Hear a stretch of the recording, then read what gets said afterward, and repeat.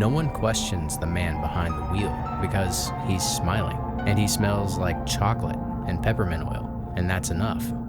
Dean Corll, that was his name. Only you didn't know that. You just knew the truck and the candy and the way he'd hand out treats without charging sometimes, like some kind of sugar messiah.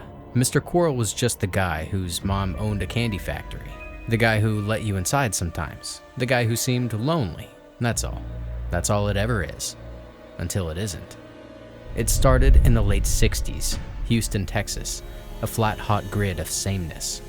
New neighborhoods sprouting like tumors, strip malls, brown lawns, plywood homes. Nothing about it screamed horror story, unless you looked too close. Dean was the quiet type. Veterans called it the 1,000-yard stare, but Dean hadn't served, just looked like he had. Always a little pale, not in a sick way, in a chemically scrubbed kind of way.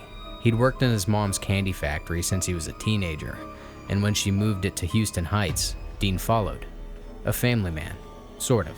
His mom said he was the most polite boy she'd ever known. Of course she'd say that.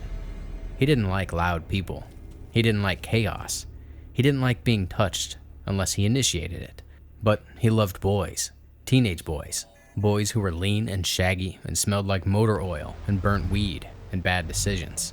Boys who didn't belong to anyone. And there were a lot of those in the Heights. No one looked twice when they disappeared. Houston police didn't even have a proper missing persons unit at the time. Just runaways. So when a kid vanished, it wasn't news, it was statistics. Here's where it gets weird. Here's where it gets human. Dean didn't work alone. There was David Brooks, the first recruit.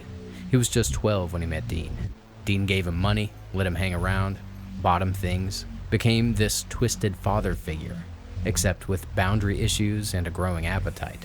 By the time David was 15, he was in too deep to back out. Dean paid him $200 for each boy he could lure back to the apartment. They were runaways, he'd say, just giving them a place to crash. But David knew. You don't drag someone into a room with soundproof walls and handcuffs unless something else is coming.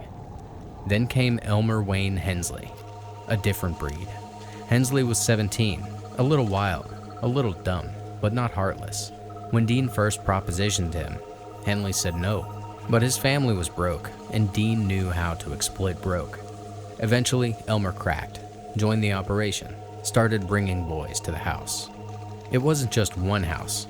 Dean moved around a lot, rented places, lived in trailers, even stayed in a boat storage unit for a while.